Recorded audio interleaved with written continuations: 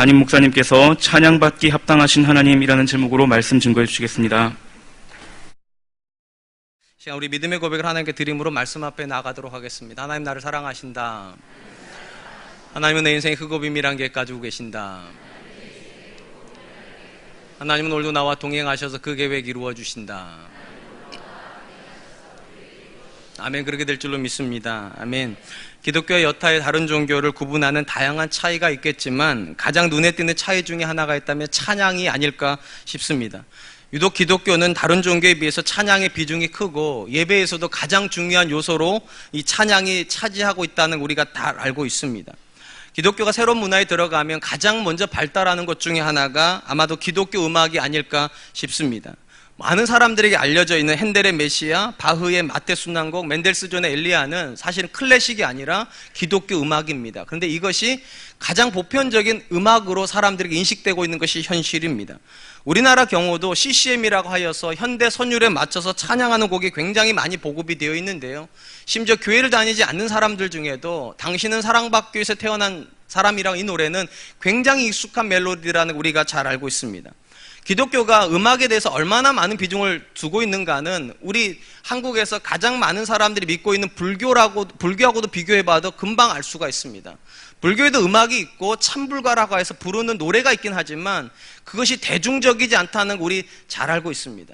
심지어 오늘날 현대사회에서 가장 급속도로 성장하고 있는 종교가 우리가 잘 아는 대로 이슬람교인데, 이슬람교회는 예배 시간, 그러니까 기도 시간을 알리는 차임 외에는 음악이라는 것 자체가 존재하지 않는다고 합니다. 이로 보건대 기독교만이 유난히 찬양에 대한 관심이 많고 굉장한 많은 비중을 두고 있다는 사실을 알게 됩니다. 무엇보다도 기독교에서 찬양이 차지하는 비율은 성경 자체만 보아도 금방 알 수가 있는데, 성경에서 가장 두꺼운 책으로 분류가 되는 것이 시편입니다. 150편의 시가 기록이 되어 있는데 이 150편은 다 그 자체로 찬양이고 감사입니다. 그렇다면 기독교가 다른 종교들과 확연하게 차이를 가질 정도로 찬양과 감사의 무게를 두는 이유는 무엇일까? 가장 근본적인 이유는 하나님께서 찬양받기를 기뻐하신다는 사실에 근거를 둡니다. 이사야서 43장 21절입니다. 이 백성은 내가 나를 위하여 지었나니 나를 찬송하게 하려 함이니라. 하나님께서 그분의 백성을 지으신 목적을 일시키기 위함이라고 말하지 않으시고, 또는 심지어 무언가를 얻으려고 말씀하시는 것도 아니고 찬양받기를 위해서 그렇게 하셨다. 그 정도로 하나님께서 찬양을 기뻐하신다. 특별히 역대기에 보면 하나님 앞에 드리는 찬양이 얼마나 의미가 있는지를 보여주는 기록이 하나가 나옵니다. 남유다의 4대 왕이었던 여호사밧 시대에 이방의 연합군이 이스라엘을 쳐들어오는 일이 벌어집니다. 굉장히 많은 연합군이 쳐들어왔는데 여호사밧이 굉장히 독특한 결정을 합니다. 군대 조직을 더 확대 재편시킨 것이 아니라 군대 제도는 그대로 놔두고 성가대를 구성하게 됩니다. 그리고 성가대들을 뽑아가지고 거룩한 옷을 입히고 군대 앞에다가 세우는 결단을 내리게 됩니다. 왜 이런 결정을 했는가? 국가적인 위기 속에서 여호사밧이 민족을 모으고 하나님 앞에 기도하는데 그때 한 선지자가 이렇게 말했거든요. 너희가 이 사건에서 여호와의 구원을 보리라. 쉽게 말하면 하나님께서 그들을 위해서 일해 주실 거란 이 믿음의 고백에 근거해서 여호사밧은 군대를 모으지 않았다는 겁니다. 왜냐? 하나님이 군대가 되어 주실 거니까. 대신에 그 하나님이 일하심에 대한 믿음의 고백으로 여호사밧이 한 결정이 무엇인가? 성가대를 구성해서 찬양하겠다는 겁니다. 군대 앞에서 성가대가 찬양하면서 이스라엘은 행진해 갑니다. 어떤 일이 벌어졌는가? 역대하 20장 22절로 23절, 그 노래와 찬송이 시작될 때에 여호와께서 복병을 두어 유다를 치러 온 암몬 자손과 모압과 세일산 주민들을 치게 하심으로 그들이 패하였으니 곧 암몬과 모압 자손이 일어나 세일산 주민을 쳐서 진멸하고 세일 주민들을 멸한 후에는 그들이 서로 쳐 죽였더라. 우리가 주목할 것은 이것입니다. 하나님이 일하시는 시점이 어느 시점이냐는 겁니다. 어느 시점에서 일하셨는가? 찬송이 선포되는 시점에서 하나님이 일하셨다는 것입니다. 그 어떤 이유보다 하나님께서 찬양을 기뻐하시는 이유는 무엇인가? 이 찬양이 믿음의 고백이기 때문입니다. 하나님께서 우리를 위해서 싸워주신다는 믿음이 있었기 때문에 이스라엘은 군대를 모은 것이 아니라 찬양하기 시작했고, 그 찬양이 시작됐을 때 하나님 그 믿음의 고백대로 그들을 위해서 싸워주셨다는 것입니다. 그런 점에서 믿음은 저와 여러분들에게 확신을 주는 것입니다. 어떤 확신이요? 하나님께서 우리 싸움을 싸워주신다. 그리고 이 믿음의 고백이 있는 사람이 뭐 하는가? 찬양을 하게 된다는 것입니다. 오늘 우리가 살펴보게 될 본문의 말씀은 성도의 삶 가운데서 하나님이 일하여 주시고 이 일하심 때문에 성도가 해야 되는 찬양이 얼마나 귀한지를 보여주는 말씀이라 생각이 됩니다. 1절 말씀이 이렇게 시작합니다. 할렐루야 여호와의 종들아 찬양하라 여호와의 이름을 찬양하라. 눈치가 빠르신 분은 아시겠지만 113편은 할렐루야로 시작을 해서 할렐루야로 끝납니다. 그리고 여러분 이 할렐루야라는 말의 뜻이 뭡니까? 하나님을 찬양하라입니다. 그러니까 시편 113편은 근본 목적 자체가 무엇인가? 하나님을 찬양할 것을 요청하기 위해서 지어진 시편입니다. 특이한 것은 본문에서 시인이 하나님을 찬양하라고 말하는 대상들입니다. 누구 보고 그렇게 하라고 그랬는가? 할렐루야 여호와의 종들아. 종들한테 하나님을 찬양하라고 그랬습니다. 여기서 주목할 말은 이것입니다. 여기 나오는 종이라고 하는 단어의 문자적인 뜻이 무엇인가? 노예, 하인이라는 뜻입니다. 여러분 한 번만 생각해 보세요. 노예가 존재한다는 말은 누가 존재한다는 뜻입니까? 주인이 존재한다는 겁니다. 그럼 노예들 보고 찬양하라는 말은 누구를 찬양하라는 겁니까? 주인을 찬양하라는 거예요. 상식적으로 생각을 해보세요. 노예에게 주인은 찬양할 대상입니까? 하인에게 주인은 감사할 대상입니까? 아니죠. 보통의 경우 노예에게 주인은 어떤 존재입니까? 자유를 뺏어간 존재이고 자기가 하는 모든 일을 구속하는 존재잖아요. 여기 우리 자녀들도 많이 있는데 심지어 엄마 아빠에게 감사하라고 해도 얘네들 잘 안 해요. 얘네들 말고요. 교회 안 나오는 애들이. 엄마 아빠를 찬양하라고 해도 찬양을 잘 안 하는데 노예들 보고 종들 보고 주인을 찬양하라고 그게 되겠습니까? 근데 놀랍게도 이 시편의 기자가 뭐라고 말하는가? 하나님을 향해서 자유하고 있는 사람 보고 찬양하라는 게 아니라 하나님에게 매여서 종이 되어서 자유가 하나도 없는 너희들은 하나님을 찬양해라. 저는 이 표현이 굉장히 의미가 있다고 생각을 합니다. 이건 우리의 오해를 교정시켜주기 때문입니다. 우리는 일반적으로 어떻게 생각을 하는가? 우리가 하나님의 말씀에 매이지 않고 심지어 교회에 매이지 않고 예배만 드리고 가가지고 내 마음대로 살면 내가 더 기쁘고 내가 더 행복하고 그래서 내가 더 잘 될 거라고 생각을 하지만 놀랍게도 하나님께 매이지 않아서 자유로운 사람들은 찬양할 이유가 없다는 겁니다. 왜 그럴까? 왜 매여있는 자들이 종인 자들이 하나님을 찬양하고 매여있지 않는 자유자들을 찬양할 수 없을까? 여기에는 신앙의 비밀이 들어가 있습니다. 여러분 하나님이 어떤 사람들에게 매이실 것 같습니까? 하나님이 어떤 사람을 위해서 일해 주실 것 같습니까? 답은 하나입니다. 하나님에게 매여있는 자들에게 하나님도 매이십니다. 하나님을 향해서 자유를 선언한 자들에게는 하나님도 자유를 선언하십니다. 그래서 내 마음대로 살고 내 뜻대로 신앙생활하고 내 마음대로 기도하는 사람들에게는 하나님께서 일해 주심에 대한 고백이 존재하지 않기 때문에 그들은 감사하지 않습니다. 그들은 찬양하지 않습니다. 그런데 거꾸로 하나님께 매여 있어서 그분의 말씀에 순종하면 하나님께서 그를 위해서 일해 주시는 걸 경험하게 된다는 거예요. 종들은. 그리고 그 종들은 자기를 위해서 일해 주신 주인 되신 하나님을 만날 때 누가 시키지 않아도 누가 강요하지 않아도 자연스럽게 터져나오는 것이 무엇인가? 그게 찬양의 고백이에요. 그래서 이 본문이 말하는 거예요. 하나님을 향하여서 자기 자신을 종이라고 고백하는 너희는 하나님을 찬양할지어다. 우리가 이미 잘 알고 있는 대로 성경에서 가장 많은 시편을 기록한 사람은 다윗입니다. 시편 150편 중에 다윗의 저작이라고 알려진 것만 대략 한 77편입니다. 익명까지를 다윗의 것으로 치면 100편 이상이 다윗이 쓴 시예요. 그럼 다윗이 왜 그렇게 많은 시를 썼을까? 그는 왜 그렇게 많은 감사를 했고 왜 그렇게 많은 찬양을 했을까? 혹시 그가 굉장한 자유를 누리고 있었기 때문일까? 아닙니다. 정반대입니다. 그는 성경에서 가장 하나님께 매여있는 자유가 없는 사람이었습니다. 다윗이 자유가 없었다는 걸 가장 잘 보여주는 기록이 사울과 관련된 기록입니다. 우리가 잘 아는 것처럼 사울이 자기를 대신해서 하나님께서 다윗을 선택했다는 사실을 아는 순간부터 10년 동안 어떤 일을 했는가? 다윗을 죽이려고 군대를 모으고 다녔습니다. 10년 동안 그럼 다윗은 계속 쫓겨만 다녔는가? 그렇지 않습니다. 다윗에게도 2번이나 사울을 죽일 수 있는 기회가 있었습니다. 사람들이 다 뭐라고 말했는가? 하나님이 당신에게 주신 기회라고. 여기서 사울을 죽이고 당신이 왕이 되는 게 하나님 뜻이라고. 그때 다윗이 뭐라고 고백을 하는가? 사무엘상 24장 6절 자기 사람들에게 이르되 내가 손을 들어 여호와의 기름 부음을 받은 내 주를 치는 것은 여호와께서 금하신 것이니 그는 여호와의 기름 부음을 받은 자가 됨이니라 하고, 다윗이 뭐라고 말하면 다수가, 절대적인 다수가 이 상황에서는 사울을 죽이는 것이 옳다라고 말을 하는데 딱 한 분이 금하신다는 겁니다. 하나님이 이것을 금하셨기 때문에 내가 할 수 없다고. 다윗이 자유한 사람입니까? 매여 있는 사람입니까? 그는 매여 있는 사람입니다. 자유가 없습니다. 근데 참 신기한 건 상대적으로 사울은 자유한 사람입니다. 하나님께서 다윗에게 기름 부었다는 걸 아는데도 자기가 하고 싶은 대로, 자기 성질대로 다윗을 죽이려고 합니다. 역설적인 모습이에요.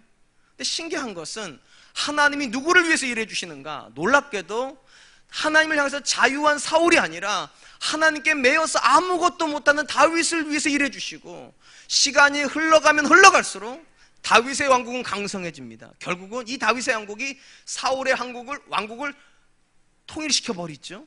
그리고 나서 왕이 됐을 때 다윗이 뭐라고 고백을 하는가? 사무엘하 5장 12절, 다윗이 여호와께서 자기를 세우사 이스라엘 왕으로 삼으신 것과 그의 백성 이스라엘을 위하여 그 나라를 높이신 것을 알았더라. 다윗이 뭐라고 말합니까? 누가 그를 왕 삼았다고요? 하나님이요. 누가 그를 지극히 높여주셨다고요? 하나님이요. 그러므로 반드시 기억할 것은 이것입니다. 성경이 말하는 하나님은 모든 사람에게 매여 계시지 않습니다. 모든 사람이 기도할지라도 모든 사람이 기도 응답을 받는 게 아닙니다. 오직 하나님께 매여 있는 사람만이 하나님도 그에게 매이십니다. 하나님의 소리에 귀를 기울이는 사람에게만 하나님도 그 사람이 하는 기도에 귀를 기울이십니다. 하나님의 말씀에 집중하는 사람만 오직 하나님께서 그 인생에 집중하신다는 겁니다. 그래서 말하는 거예요. 여호와의 종이 된 너희라면 경험했을 거라는 거예요. 하나님이 일하신다는 사실을. 그리고 하나님의 일하심을 경험한 종들이라면 당연히 뭐 해야 된다는 겁니까? 찬양해야 된다. 사랑하는 성도 여러분, 제가 여러분들에게 감히 묻고 싶습니다. 여러분들은 찬양하는 게 익숙하십니까? 이렇게 물으면 어떤 분이 이렇게 말하더라고. 저는 흥이 별로 없어가지고 참 저는 찬양이 잘 안 된다고. 저는 성향상 찬양보다는 그냥 묵상하는 걸 좋아한다고. 여러분 반드시 기억하세요. 찬양은 흥이 아닙니다. 찬양은 기분이 아닙니다. 왜냐하면 찬양은 노래가 아니기 때문입니다. 찬양은 믿음의 고백입니다. 하나님께서 내 인생에서 일해 주신다는 믿음의 고백이 나로 하여금 찬양하게 만드는 것이지, 흥이 있어서 찬양한다, 거짓말입니다. 노래를 좋아하는 성향을 가지고 있을 때 찬양한다, 있을 수 없는 소리입니다. 한번 스스로에게 물어보시기 바랍니다. 여러분들은 하나님을 경험하고 계십니까? 그럼 찬양할 거거든요. 경험하고 계십니까? 선뜻 대답 못 하시겠다면 두 번째 질문을 하시면 됩니다. 여러분들은 하나님께 매여 계십니까? 다시 순서대로 물어볼게요. 하나님께 매여 계십니까? 그러면 하나님을 경험하고 계실 겁니다. 하나님 경험하고 계십니까? 그러면 찬양할 겁니다. 우리가 찬양 못하는 이유는 근본적인 출발점이 매이지 않기 때문이에요. 내가 하나님의 말씀에 매이지 않고, 내가 하나님의 사역에 매이지 않고, 내가 하나님의 교회에 매이지 않는데 하나님께서 왜 나에게 관심 가지셔야 되죠? 하나님께서 왜 내가 하는 기도에 관심 가지셔야 됩니까? 하나님께서 왜 내 자녀한테 관심 가지셔야 됩니까? 그래서 20분 기자가 참 의미가 있는 거예요. 하나님께 매여 있는 너희라면 하나님의 일하심을 경험하지 않았겠냐고. 하나님의 일하심을 경험했다면 당연히 찬양해야 되는 거 아니냐고. 저는 우리 사랑과 은혜교회 성도님들에게 찬양이 자연스러울 수 있었으면 좋겠습니다.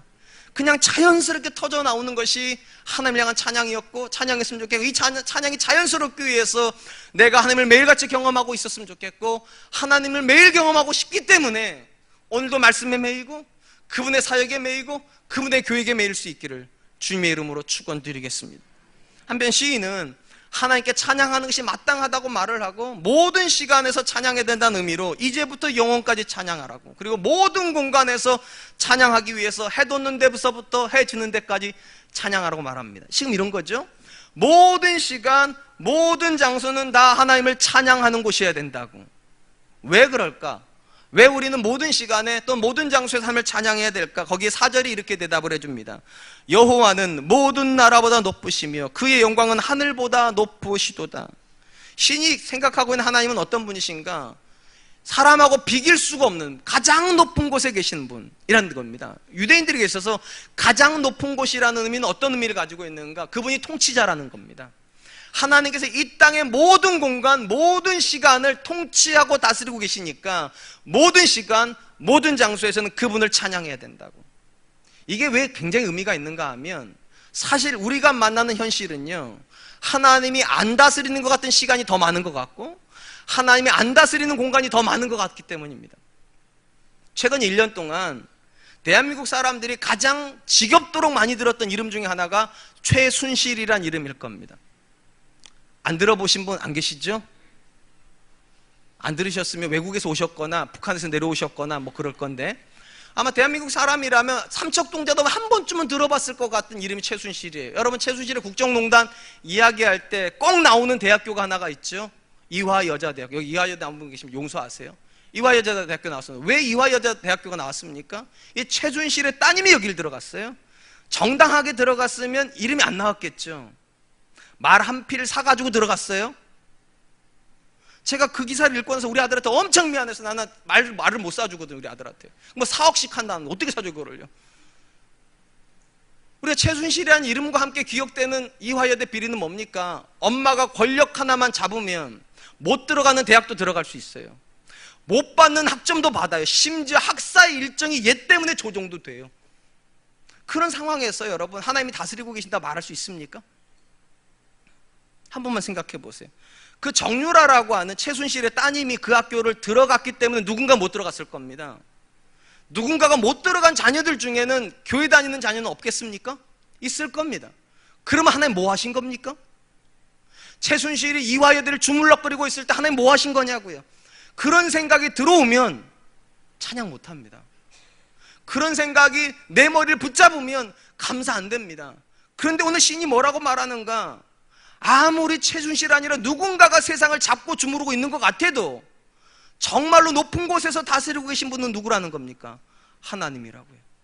이 믿음의 고백이 들어와야지만 찬양할 수 있고, 이 믿음의 고백이 들어와야지만 감사할 수 있다는 거예요. 여러분, 분명한 건 이거예요. 만약에 정말로 사람이 세상을 다스리는 거였다면 최순실 씨가 한 일은 덮어져야죠. 근데 왜 드러나야 되는 겁니까? 하나님이 모든 때 보고 계시니까요. 하나님 모든 상황을 다스리고 계시니까요. 그러니까 오늘 본문에서 시인이 말하는 찬양과 감사는 절대로 상황에 대한 반응 아닙니다. 상황은 늘 우리를 속이는 것 같아요. 하나님이 계시다면 어떻게 저럴 수 있을까? 하나님 다스린다면 어떻게 저런 상황들에서 저런 사람이 저런 자리에 올라갈 수 있는가? 이렇게 말할 수 있어요. 그런데도 시인이 뭐라고 말하는가? 하나님이 지극히 높은 곳에서 다스리고 계신다고. 안 보시는 것 같아도 보고 계시고, 안 듣는 것 같아도 듣고 계시고, 모르시는 것 같아도 이미 알고 계신다고. 아멘. 이 믿음의 고백이 있으면 부조리한 상황 앞에서도, 있을 수 없을 것 같은 낙심된 상황 속에서도 좌절하는 것이 아니라 찬양할 수 있다. 무슨 말인가 하면, 여러분, 상황이 나빠서 찬양 못하는 거 아닙니다. 내 마음이 실족되어 있기 때문에 기뻐하지 못하는 것도 아닙니다. 아주 단순히 말하면 믿음이 없기 때문이에요. 지금 이 상황에서도 하나님이 다스리고 계시다는 믿음이에요. 지금 이 상황에서도 하나님이 합력하여 선을 이루고 계시다는 이 확신이요. 이 믿음과 이 확신만 있으면 우리는 찬양할 수 있을 줄로 믿습니다. 찬양의 본질이 상황이 아니라 믿음이라는 걸 가장 잘 보여주는 책이 우리가 잘 아는 하박국서입니다. 작년에 우리가 하박국서를 보았는데요, 하박국서는 굉장히 독특한 구조를 가지고 있습니다. 1장과 2장은 원망으로 가득 차 있고요, 3장은 찬양입니다. 사실은 신기한 것은 상황은 하나도 안 바뀌었는데 똑같은 상황 앞에서 1장과 2장을 쓰고 있었던 하박국은 원망을 합니다. 그런데 3장을 쓸 때 갑자기 그가 찬양으로 돌변하기 시작해요. 그럼 1장과 2장에서 왜 원망했는가? 그가 눈으로 세상을 보고 있었기 때문입니다. 눈으로 보여진 세상은 어떤 세상이었는가? 악인들이 흥왕하는 세상이었습니다. 악한 사람일수록 더 높이 올라가는 것 같았고, 상대적으로 의인들은 그 악인들에게 핍박을 받고 있었어요. 심지어 하나님께서 하시겠다고 하시는 계획이 이 하박국에 주어졌을 때 하박국은 더 기겁하게 됩니다. 왜냐하면 자기가 원하는 일이 아니에요. 절대로 이런 일은 일어나면 안 될 것 같은 일을 하나님이 하시겠다고 말하자 그는 원망합니다. 불평합니다. 그러다가 3절에 딱 들어가면 찬양이 터져나 우리가 잘 아는 찬양입니다. 무화과 나무가 무성하지 못하고, 감람나무에 소출이 없고, 포도나무에 열매가 없고, 감람나무에 소출이 없고, 밭에 먹을 것이 없고, 우리의 양이 없고, 외양간 송아지가 없어도 그 다음 중요한 말, 다 없는데 난 여호와로 말미암아 즐거워하리, 나의 구원의 하나님으로 말미암아 내가 기뻐하리. 무슨 말입니까? 우리 눈에는 하나님이 안 다스리는 것 같고 하나님 나 버리시는 것 같아도 믿음이 있다는 거예요. 하나님이 다스리신다. 이 믿음이 있으니까 감사할 수 있다고. 이 믿음이 있으니까 찬양할 수 있다고. 하박국서에서 가장 유명한 고백이 뭡니까? 의인은 믿음으로 말미암아 살리랍니다. 의인은 눈에 보이는 걸 보고 사는 게 아니라, 귀에 들려지는 걸 보고 사는 게 아니라, 손으로 잡혀지는 걸 가지고 사는 게 아니라 하나님이 다스리신다는 믿음으로 산다고. 하나님이 지금도 합력하여 선을 이루고 계시다는 이 믿음으로 산다고. 사랑하는 성도 여러분, 이 시대 사람들이 가장 믿는 이론 중에 하나가 무엇일까요? 환경 결정론일 겁니다. 환경이 사람을 만들고 환경이 사건을 만든다고. 이게 전혀 틀리지 않아요, 사실은. 왜냐하면 굉장히 많은 사람들이 환경에 지배를 받습니다. 우리 중에 성격이 삐뚤어져 있는 분들 중에 절대로 많은 분들이 가난한 어린 시절을 보냈을 겁니다. 불우한 어린 시절을 보냈을 거예요. 그 사람이 나빠서가 아니라 우리는 환경이 척박해지면 안 그러려고 해도요, 우리의 생각이 삐딱해집니다. 부모가 나를 향하여서 잘못된 교육을 시키면 안 그러려고 해도요, 사람을 바라보는 시선이 삐딱합니다. 심리학에서 쓰는 용어, 성인 아이, 누구에게 주로 나타납니까? 불우한 어린 시절을 겪었던 사람들이요. 우리 중에 성격이 굉장히 좋은 분들이 있어요. 다는 아닐지 모르겠지만 굉장히 유복한 가정에서 자란 분들일 겁니다. 그분 성격이 좋아서 그런 거 아니에요. 곳간에서 인심 난다고 돈 많으니까, 죄송해요, 폄하한 거 아닙니다. 다른 사람한테 더 너그럽게 대하게 되고 상황을 바라볼 때 굉장히 여유롭게 보잖아요. 그렇지 않습니까? 버스 못 타면 뭐 하고 가면 돼? 택시 타고 가면 되잖아요. 아니에요? 돈 없는 사람 버스 지나가면 뛰어가야 되니까 고통스러운데, 돈 있는 사람은 지나가면 택시 타면 되잖아요. 택시도 없으면 콜택시 불러서 가시든지.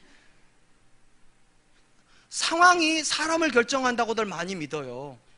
만약 그런 거라면 성경에서 절대로 없어져야 될 명령이 하나가 있어요.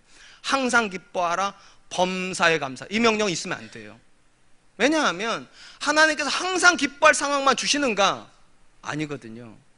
저희 아이가 이번에 수능을 쳐야 됐는데 밤 8시 반까지 열심히 공부하고 있다가, 얘는 인터넷을 못 보니까 다음날 시험 보는 줄 알고 열심히 정리하고 있었는데, 저랑 제 아내가 뉴스를 보다가 봤어요, 그거를. 그래가지고 가가지고, 희준아 미안한데 너 내일 시험 못 친다 했더니 애가 그냥 갑자기 놀래가지고 뛰어나가지고 뭔 일이냐고. 그리고 이불킥하고 그냥 막 소리 지르고, 왜 이런지 모르겠다고 하나님 나한테. 여러분, 우리가 살다 보면 나를 기쁘시게 하는 일만 있지 않아요. 내가 감사할 상황만 있지 않아요. 근데 왜 항상 기뻐하라고 그럽니까? 왜 범사에 감사하라고 그럽니까? 기쁨과 감사는 상황에 대한 반응이 아니니까요. 믿음에 대한 반응이니까요. 내 눈에는 좋아 보이지 않고 지금 내 눈에는 이것이 나에게 유익한 것 같지 않아도 모든 것은 합력하여 선이 된다는 이 믿음이요. 하나님께서 일하시니까, 하나님 다스리시니까 반드시 모든 것은 제자리를 찾는다. 아니, 더 잘 가게 된다. 이 믿음의 고백이 있으면 사람은 절망하지 않는다는 겁니다. 낙심하지 않는다는 겁니다. 다시 말씀드릴게요. 상황이 나빠서 감사 못하는 거 아닙니다. 내가 원하는 일이 안 일어났기 때문에 찬양 못하는 거 아닙니다. 정확히 말하면 하나님의 다스림이 믿어지지 않기 때문입니다. 저는 우리 사랑과 은혜교회 성도님들에게 오늘 이 시간도, 아니 우리가 살아가는 모든 시간, 모든 공간에서 하나님이 다스리고 계시다는 이 분명한 믿음의 고백이 저와 여러분의 고백이 될 수 있기를 축원드립니다. 또 마지막으로 본문에서 시인이 하나님을 찬양해야 된다고 말하는 것과 가장 깊게 관련된 것은 하나님의 성품 때문입니다. 거기 5절로 9절이 이렇게 되어 있습니다. 여호와 우리 하나님과 같은 이가 누구리요? 높은 곳에 앉으셨으나 스스로 낮추사 천지를 살피시고 가난한 자를 먼지더미에서 일으키시며 궁핍한 자를 거름더미에서 들어세워 지도자들 곧 그의 백성의 지도자들과 함께 세우시며 또 임신하지 못하던 여자를 집에 살게 하사 자녀들을 즐겁게 하는 어머니가 되게 하시는도다. 할렐루야. 시인이 지금 뭐라고 질문했는가? 여호와 우리 하나님 같은 이가 누구리요? 이걸 수사의문이라고 부르는데요, 정답이 뭡니까? 하나님과 같은 분이 없다는 겁니다. 천하 인간 중에 하나님과 비견할 만한 어떤 존재도 없다. 왜 그렇게 말할 수 있는가? 하나님보다 높은 존재가 없기 때문이기도 하지만 그렇게 높은데도 지극히 낮은 데까지 내려오신다는 겁니다. 하늘 위에, 삼층천 위에, 하늘 위에 보좌를 가지고 계신 분이 저와 여러분들 아실까요? 아실 것 같습니까? 성경이 말하는 그겁니다. 아신다는 겁니다. 내 이름을 알고 내 생각을 알고 내 상황을 안다고. 제가 남서론의교회 다닐 때 가장 궁금했던 게 뭔지 아세요? 남서론의교회가 목사 전도 다 합쳐가지고 32명쯤 됐거든요. 제일 궁금했던 거, 홍정길 목사님은 내 이름을 아실까? 저희 담임 목사님이셨어요. 제가 그곳에서 사역을 15년을 했는데 홍정길 목사님이 내 이름을 안다는 걸 확인한 지가 7년째입니다. 7년째 제가 화장실에 나오는데 목사님이 딱 눈치쳐서, 그때 목사님 저한테 그러더라고, 원준아 잘 지내냐? 그러시더라고요. 그때 알았어요. 아, 목사님 내 이름 아는구나. 저랑 15년을 같은, 아니 그땐 7년을 같은 공간에 있을 때도 저분이 나를 아실까 항상 궁금했는데, 하나님과 저하고 하나님과 여러분과의 공간이 3층 천의 공간의 차이를 두고 있는데 과연 그분이 여러분을 아시는가? 이 신이 말합니다. 아신다고.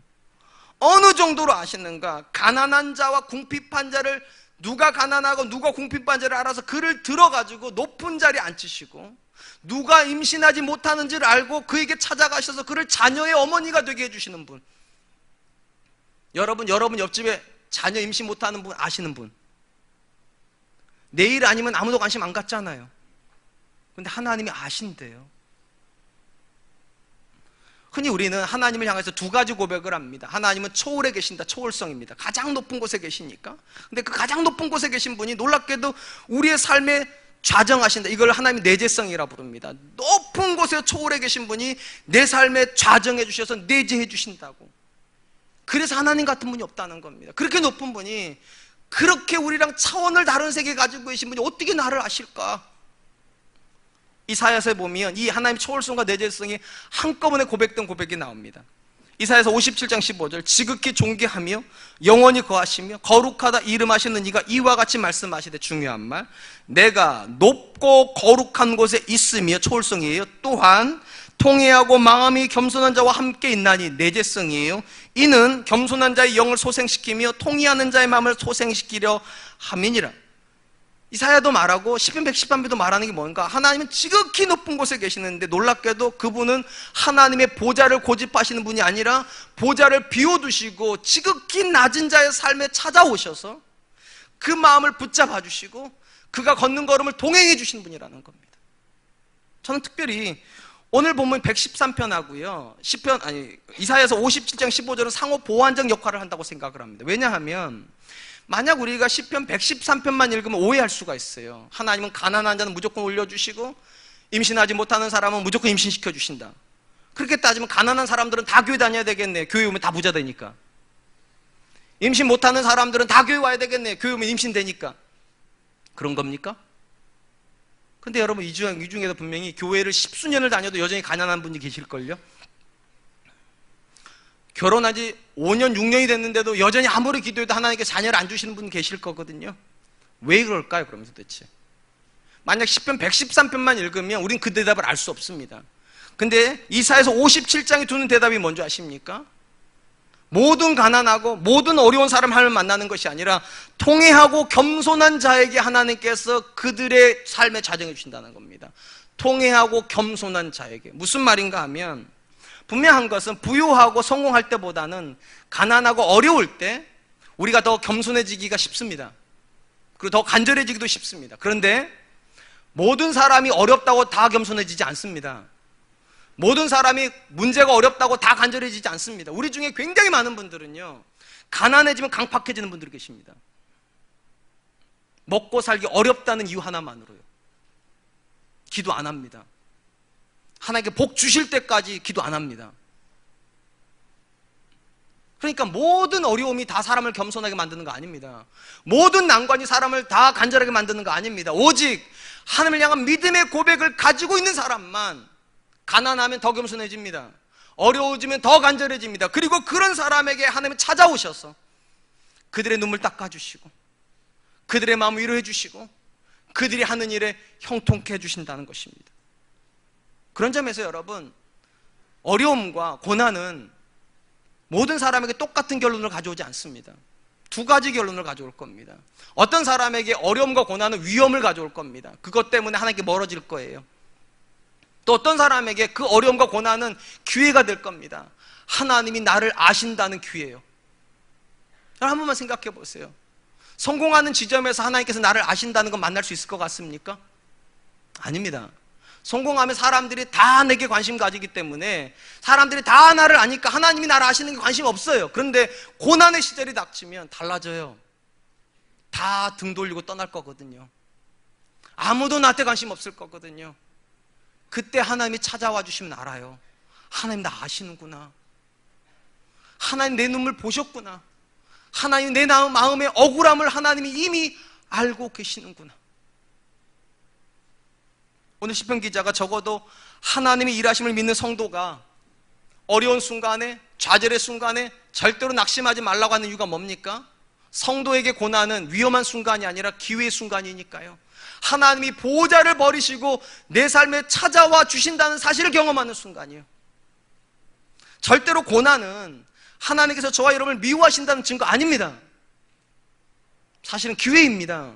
내가 너를 얼마나 사랑하는지 가르쳐 주겠다고. 내가 너를 알고 내가 네 사정을 이미 알고 있다는 걸 가르쳐 주시기 위해서 하나님 고난을 보내시지 미워하셔서 보내는 게 아니라는 거죠. 다만 차이가 있어요. 모든 고난이 다 우리에게 기회가 되지 않습니다. 겸손해져야 돼요. 하나님, 내가 낳은 자녀지만 내가 어떻게 못합니다.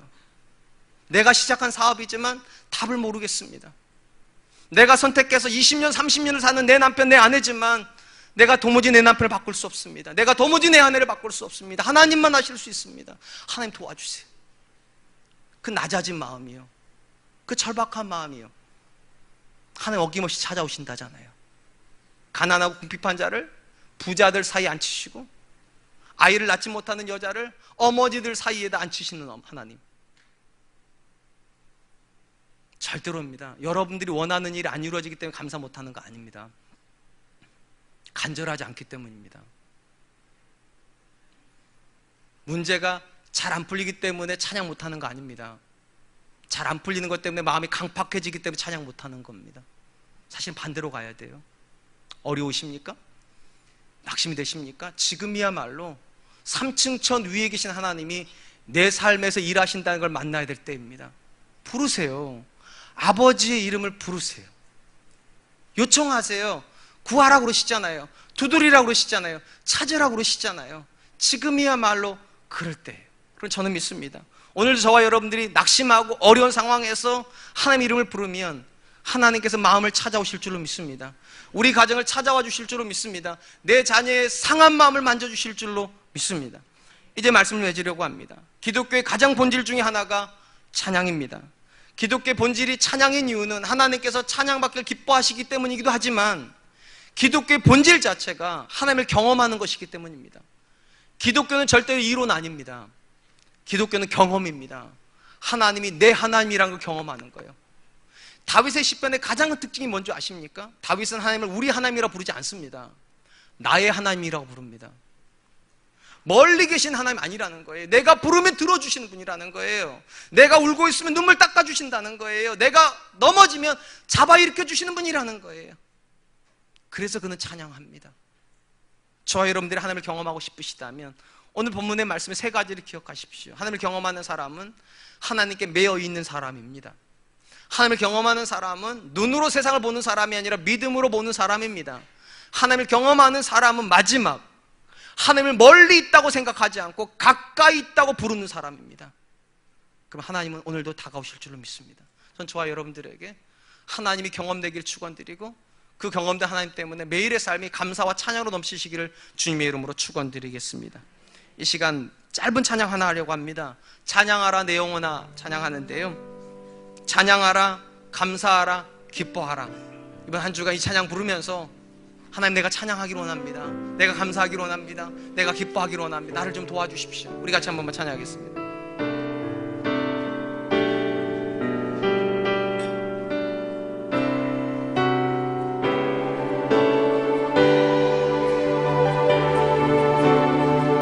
찬양하라, 찬양하라 내 영혼아 찬양하라, 찬양하라 내 영혼아 내 속에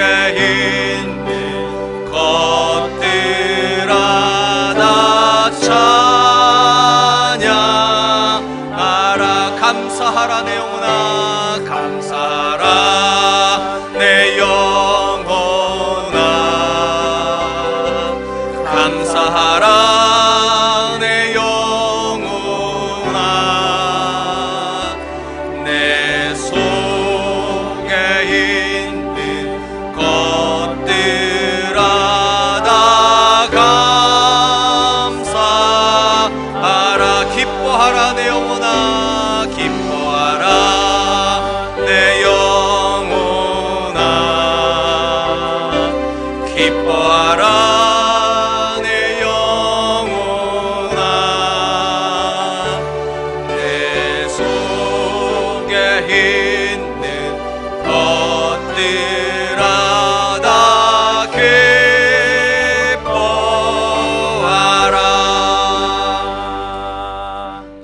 잠깐만 기도했으면 좋겠습니다. 하나님, 내가 상황 때문에, 여건 때문에, 환경 때문에 기뻐하지 못하고 감사하지 못했다면 이 시간 다시 한번 우리 마음을 새롭게 해주셔서 믿음으로 감사한 사람 되게 해주시옵소서.